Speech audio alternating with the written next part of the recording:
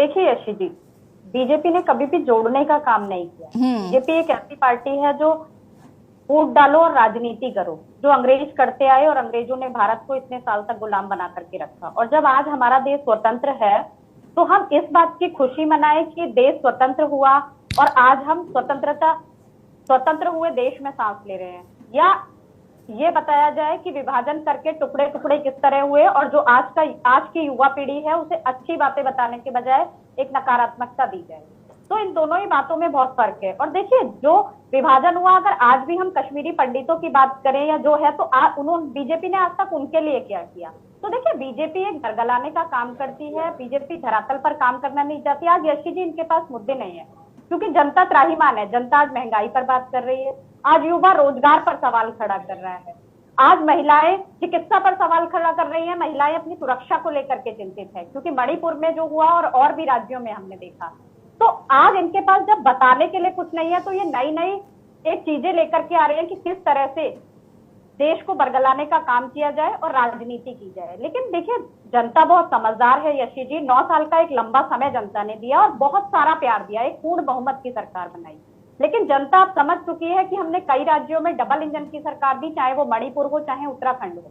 हम उत्तराखंड में देखें तो स्वास्थ्य व्यवस्थाओं पर हमने आप ही के चैनल में कई डिबेट की, हमने शिक्षा पर कई डिबेट की। तो यहाँ ना तो मूलभूत सुविधाओं के नाम पर शिक्षा में कुछ हुआ, न स्वास्थ्य में कुछ हुआ, न रोजगार के क्षेत्र में कुछ हुआ।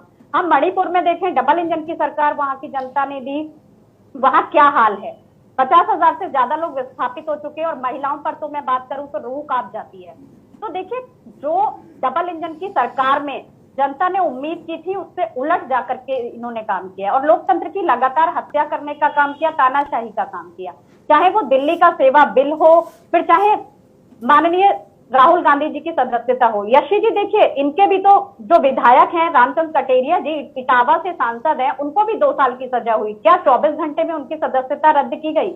अगर तराजू की बात करते हैं तो तराजू सबके लिए बराबर होना चाहिए। अगर राहुल गांधी जी की 2 साल की सजा में 24 घंटे का समय नहीं लगा और उनकी संसद की सदस्यता को रद्द किया जाता है, तो फिर रामचंद्र कटेरिया जी पर भी सवाल उठता है कि जब उनको 2 साल की सजा हुई। वैसे सांसद रामशंकर कठेरिया को राहत मिल गई है, अभी अभी ब्रेकिंग चल रही है कि जिला कोर्ट से रामशंकर कठेरिया को राहत मिली है। सहमत हूँ, नहीं जब राहत मिली है उसके बाद, लेकिन क्या 24 घंटे में वो काम हुआ यशी जी?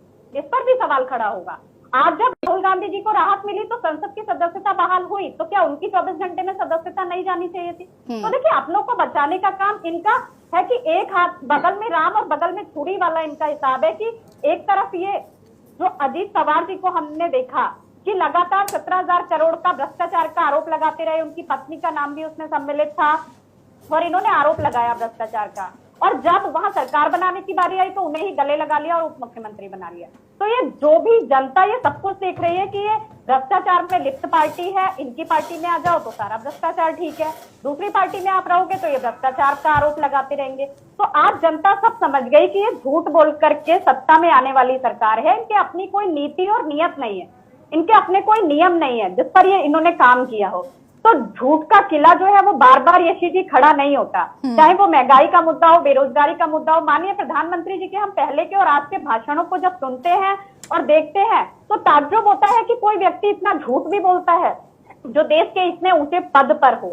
और आप देखिए कि जब बारी आती है कि मणिपुर पर बोला जाए तो बोला नहीं जाता, विपक्ष को अविश्वास प्रस्ताव तक लाना पड़ता है। और मन की बात करने की बारी आती है तो आप घंटों बुलवा लीजिए, फिर आप घंटों बुलवा लीजिए, क्योंकि उसमें मन की बात होगी, ढंग की बात नहीं होगी और जनता को नहीं सुना जाएगा, उस काम की बात नहीं होगी। लेकिन आज ये जनता 9 सालों में सारा कुछ यशी जी देख चुकी है कि उनको क्या चाहिए था। 30% तक महंगाई बढ़ जाना, आटा दाल चावल के दाल 30% तक बढ़ जाना, तो जनता ने बहुत कुछ झेल लिया यशी जी।